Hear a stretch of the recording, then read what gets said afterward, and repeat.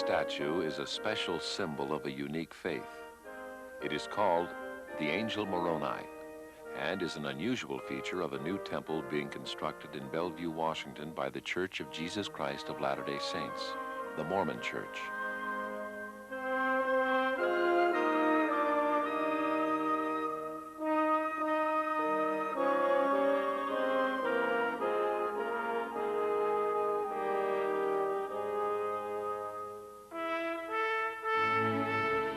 For Mormons, the statue of Moroni symbolizes the coming of divine truth, lost for centuries, but now restored.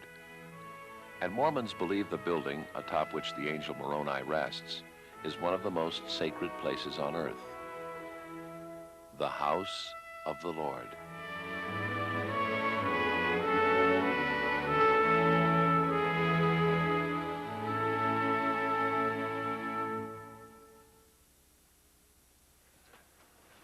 This is a time of celebration for these people.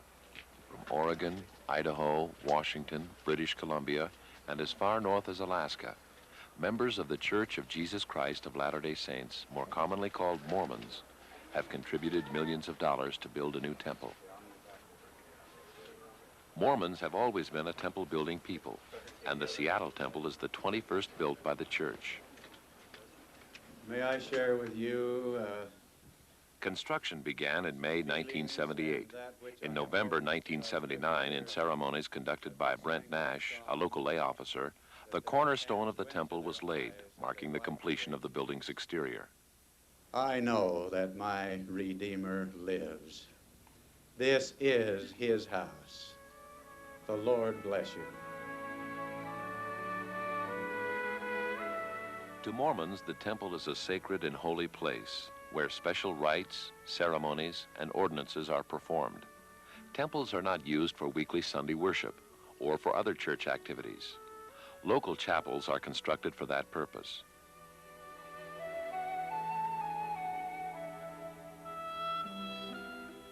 N. Eldon Tanner of the church's first presidency and other church authorities participated in the cornerstone ceremonies.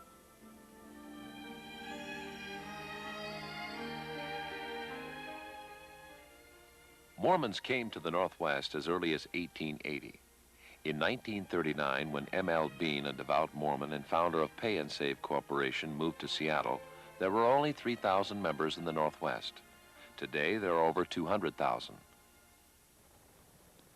One of my first trips to Salt Lake. In 1947, Mr. Bean was appointed by the church to be a lay officer responsible for 3,000 members. Even back then, Mr. Bean envisioned a temple here, and on one of his trips to Salt Lake City, he explained his idea to LeGrand Richards, presiding bishop of the church. I said, Bishop, we are growing very fast, as you know, in Seattle. Along with all of these buildings, we need a temple. And President Richards almost exploded. He said, President Bean, we're already building the most expensive chapel in the church for you, except for the Washington, D.C. Now, you're way ahead of us. You won't be needing a temple up there for years and years. And he said it so vehemently, but yet kindly, that I just changed the subject right quickly. In November 1975, the dream became a reality when church president Spencer W. Kimball announced a temple would be built in the Seattle area. Church architect Emil Fetzer was assigned to design the structure. I've always admired the great cathedrals of Europe, and I've always wanted to design a cathedral with flying buttresses, but of course we don't use flying buttresses in this day and age with our modern technology of construction. And so in this one I took the opportunity of using a modified flying buttress in the tower. When the tower is finished, you'll be able to look up through the flying buttresses, see the sky beyond, and it'll give an interesting effect for the temple. He did, however, incorporate into the building a number of things that are somewhat northwest oriented. If you notice the flutes, architectural flutes between the window sections, the reversed Gothic arch gives the appearance of the branches of the evergreen trees as it reaches towards the heavens. If you notice around the base of the temple where the cast stone meets the ground, it flares out about 3 feet to kind of give the effect of the temple being one with the ground and being one with the environment, kind of growing out of the ground in a sense. So these things kind of help to give the earthy or warm northwest image of the temple. But it's a different kind of a building than you normally build downtown because they demand better quality and it's built stronger. The specifications are very tight. It's probably much stronger interior-wise, but also the quality is of a higher grade than a normal construction building would be. Before a temple can be dedicated, it must be paid for. Northwest Mormons were expected to cover 30% of the total cost of the building. That meant contributing over $4 million. It was important that we got the message to people that individuals, small children and everyone, being given an opportunity to know that they had made a contribution to the temple itself. I know several families told me that what they did, they met as families and discussed what they would like to do. And many of the children suggested that they give up their Christmas presents, and what would be given for Christmas that year would be contributed as a family to the temple. What materials build temples to the Lord? Gold, copper, steel, brass, concrete, stone, mortar, brass. Children, how must we live the gospel of Jesus Christ to enter his temples? We need truth and honor, hope and faith, virtue, lovely, clean and chaste. We believe in hope all things. Many things we will endure. Spirits pure and so refined, workmanship exceeding fine. We want to see the temple with towers rising high. Its spire majestic pointing unto the clear blue sky. A house where saints may gather and richest blessings gain. Where Jesus our Redeemer a dwelling may obtain. Mormons throughout the Northwest have long awaited this day because up until now, the nearest temple has been 900 miles away. It is only within the temple that a family can be joined together or sealed for eternity. A Mormon temple marriage is not till death do us part. Mormons believe families can remain intact in the life to come. Part of our goal here on earth is to be together as a family and to be tested here on earth in order that we might prove ourselves to be able to be worthy of returning to our Father in heaven and living with him hereafter after this life.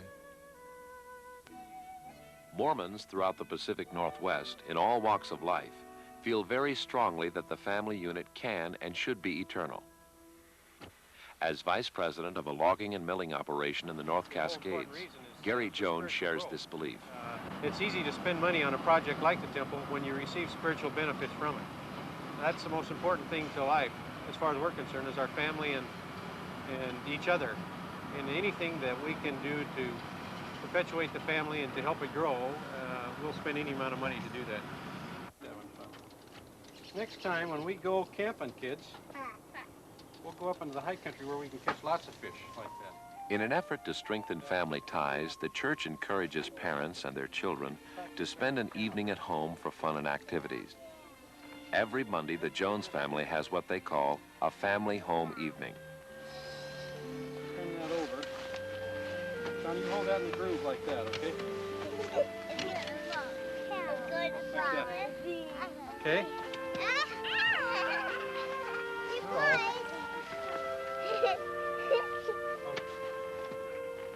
Okay, girl, get inside.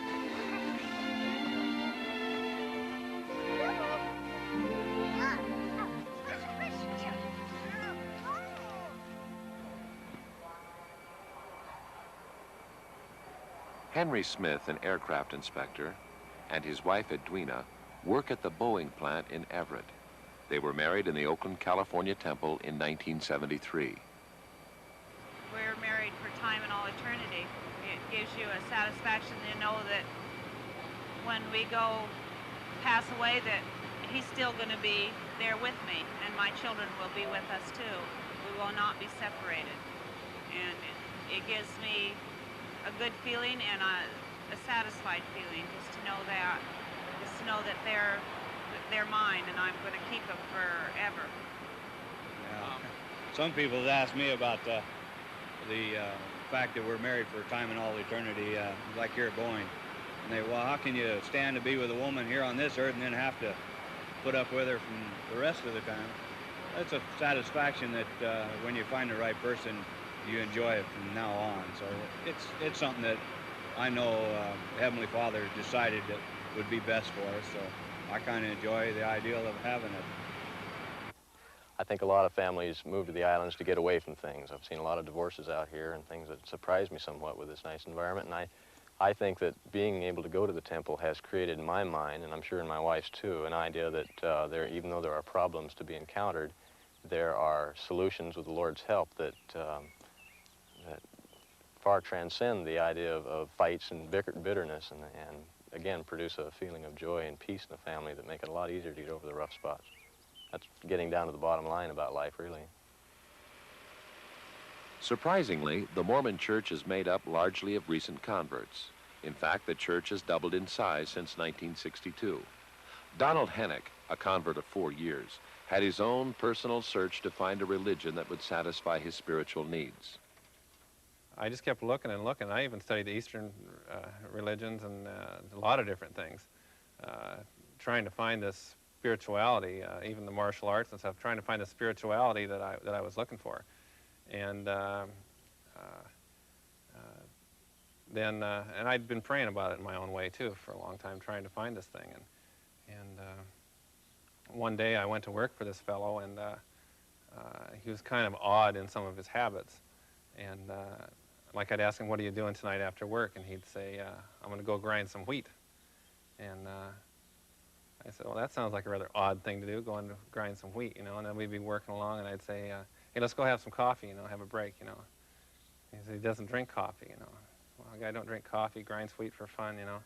Kind of a strange deal going on here, you know. But I liked the guy. It was something about the guy. He was a really sharp guy, just one of the sharpest people I ever met. Ended up finding out that he was a Mormon, and that sounded pretty interesting to me. So I started asking him questions, and he had me over to his house to talk to the missionaries. And once I got around the missionaries, I could feel their spirit, and it was that spirit that I'd been looking for, and it was a really strong feeling.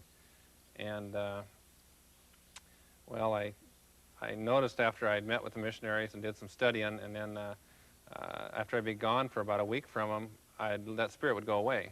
And I really desired to have that spirit in my life, and so I called up and asked to get the missionaries back again, and they came over and talked to me again. I felt that again.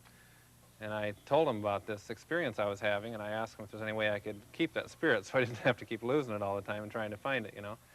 And they said, yeah, you know, you have to get baptized. And so I went through these lessons just about night and day and got these lessons done real quick and became baptized. And it was just you know, I had a real good feeling about the whole thing. It's just like you're at the end of a journey and you've searched down every road, and it was like the last road just about that you could find. And you know, it's like finding gold, you know. I was just sure, it was just it's very clear to me that this was the quality of answers that I was looking for.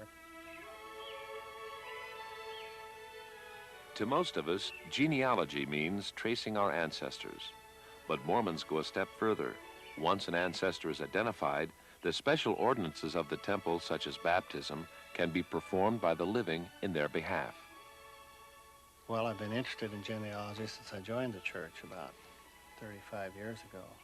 It's important because we're interested in the salvation of our ancestors. And by getting information as to their history, their birth dates, their marriages, their deaths, we're able to do work in the temple for them. Well, I think the whole thing is the families are so important in our church. That actually is the main thing to strive for, is to keep families together. And of course, the temple ceremonies or ordinances are what do seal the children to their parents, and then the parents to their parents, and so on. It goes on and on. In my past, I've always felt that death ended everything. And now, what it means to me is that I will be united with my wife forever. I think it's great. To me, it's an opportunity to see a temple growing and becoming something that I want to go through later in my life, and it's a goal that I've always had. It's something that I really look forward to. If it's the house of the Lord, it's got to be a beautiful, special place. So there isn't any point in skimping money on the most important being in the universe, our Heavenly Father.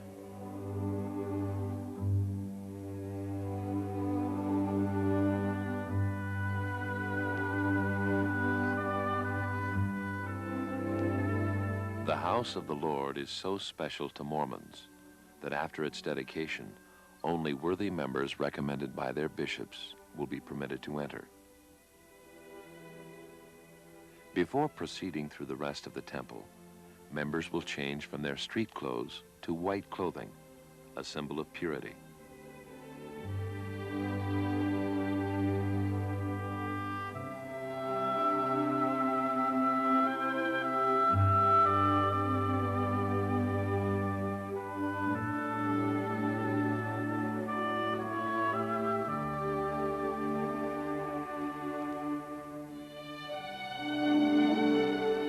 The baptismal font rests on the backs of 12 oxen representing the 12 tribes of Israel.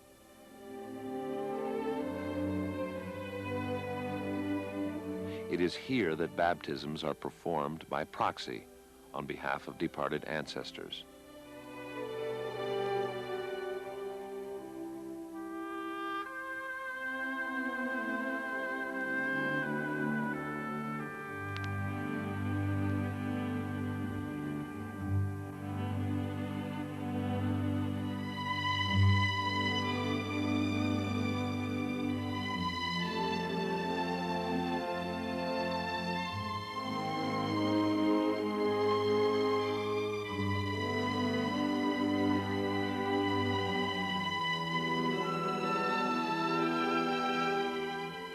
In this special dressing room, brides prepare for their marriages.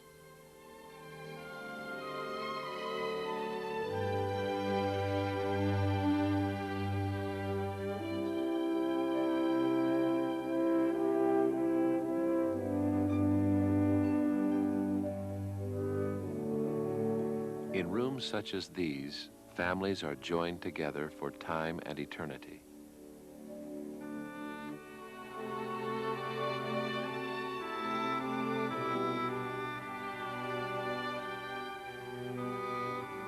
As a couple kneels across the altar, they look into mirrors that create a feeling that one is looking into eternity.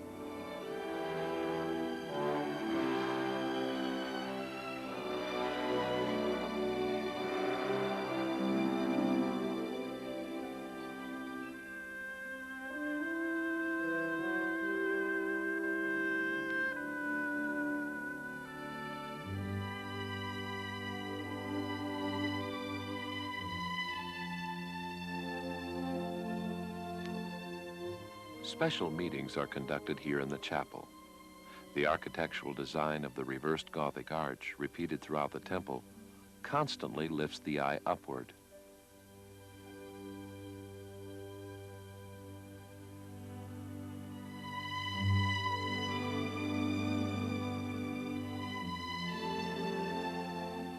In rooms such as this, Mormons learn of their purpose in life and commit themselves to live the teachings of the gospel of Jesus Christ.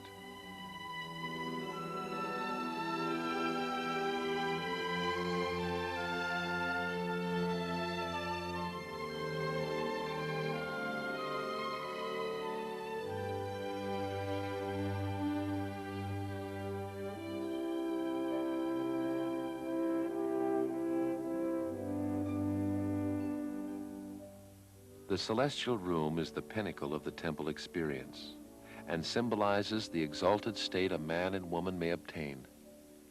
life with God.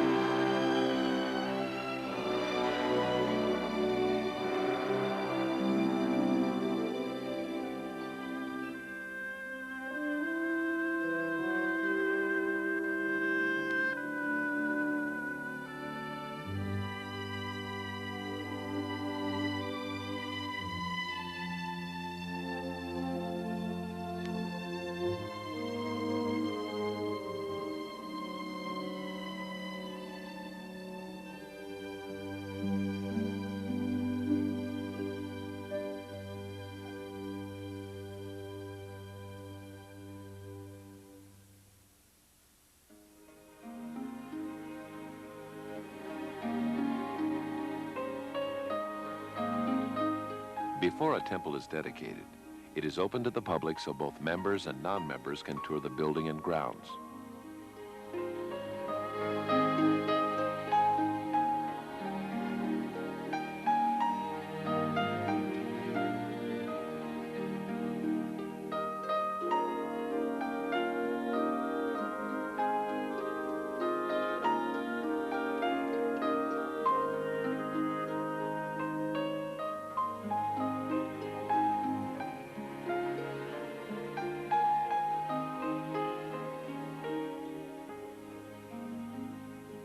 Well, the first impression, of course, is of the extraordinary beauty of the temple and of the temple grounds.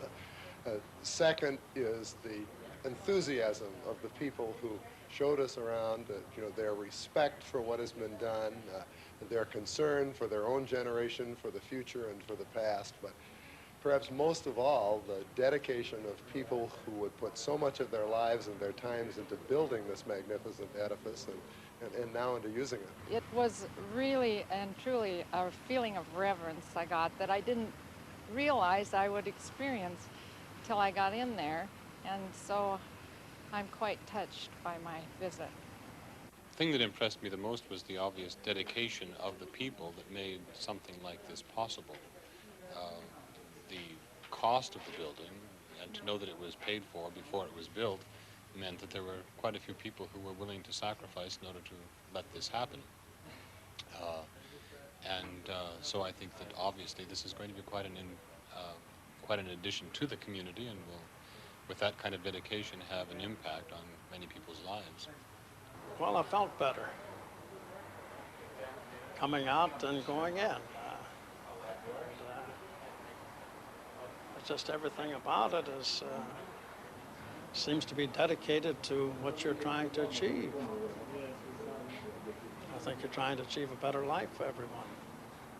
And it's the talk of the city. Everybody's talking about our temple, and that makes us feel good, of course.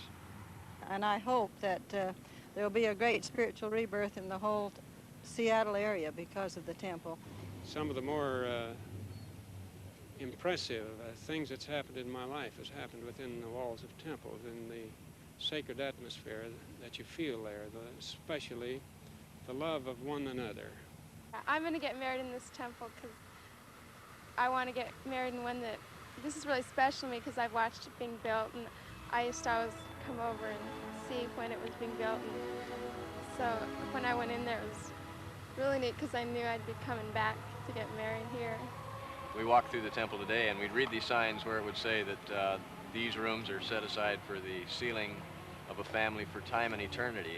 And I've known that before, but just to read it and to realize that that's where we were and that that's where we could come and see our children married in the temple and to participate in ordinances for our loved ones that are gone already. And it just makes a reality out of it instead of just something that you think about.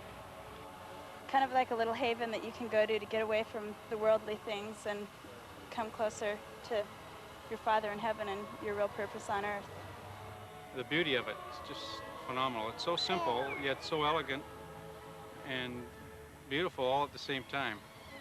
I think the privilege of having our children go through the temple with us so that we can go home now and talk about the different rooms that they saw and what they mean to us and have meant to us in our lives, and teach them the principles that are taught in the temple.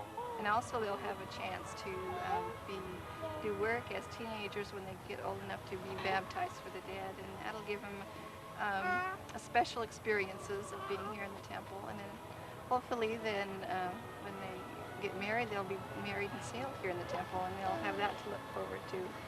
Well, to me, the temple is more than just a building. I built buildings before in the past, and to be involved in a building like this, I realized the fact that this is the Lord's house.